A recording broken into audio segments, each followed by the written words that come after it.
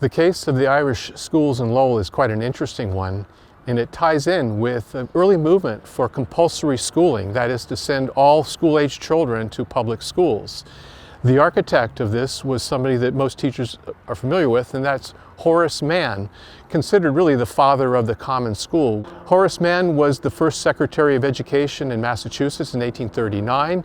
He was funded through the state, but basically there were no funds for him to do much of anything other than campaign tirelessly, which he did, in promoting the common school, which included a improved professionalism for teachers, better pay for teachers, and a regular kind of curriculum across all public schools.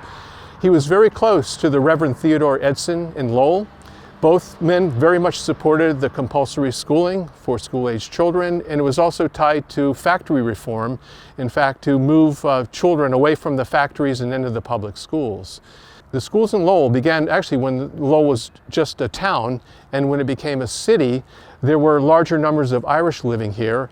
And although the Protestant school children were in reasonable numbers attending public schools, the Irish were not attending public schools. Their families felt that the curriculum that was offered in the Lowell public schools just was not very appealing to them. Reverend Edson was a school committee member, and he joined with Father Conley of St. Patrick's Church and created this Irish school system.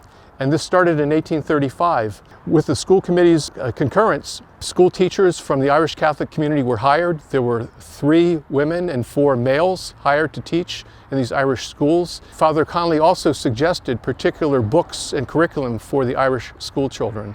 And this worked well for about 5 years, when over half of the 700 Irish children were regularly attending these Irish schools, including a grammar school here in the Acre neighborhood.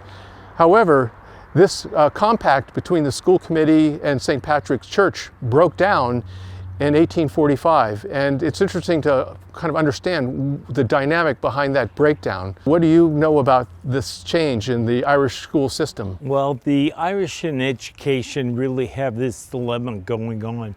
They arrived here to escape what was going on in England, and yet they were coming to school and they were reading from the King James Version of the Bible.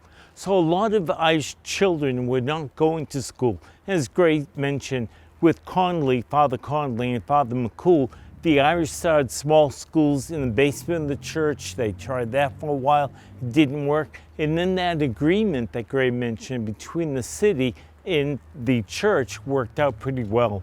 So actually they were having parochial schools paid for with public money, something that you hear about in the news today, and people still have strong feelings either way.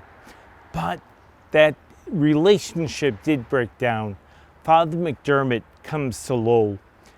Some people love him, some people really didn't love him. As a matter of fact, he was locked out of his own church at one point.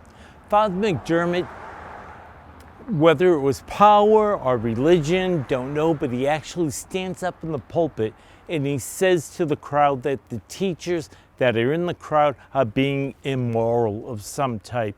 Well, things break down, parents start taking kids out of school, other parents are now against McDermott, and that relationship of Catholic schools or religious schools being paid for with public money quickly breaks down. Yeah, it's interesting. I mean, Father McDermott called for a boycott of the Irish schools, and parents stopped sending their children to Lowell's Irish schools. So the schools that were established, 10 years earlier were never reestablished. In fact, though, there was an important legacy of the Irish schools in Lowell, and that is the number of these teachers who remained in the public school system, Irish Catholics, mostly women, continued to teach, actually even for the next 10, 20 years. And so Irish parents continued to send their children to Lowell's public schools, predominantly in these Irish neighborhoods.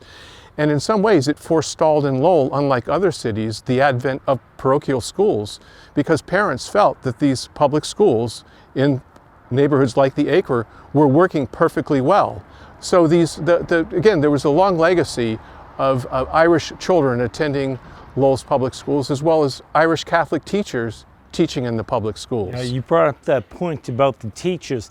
That was the perfect way for the new Irish who arrived here for their children, for the most part, to rise up economically and up the social ladder.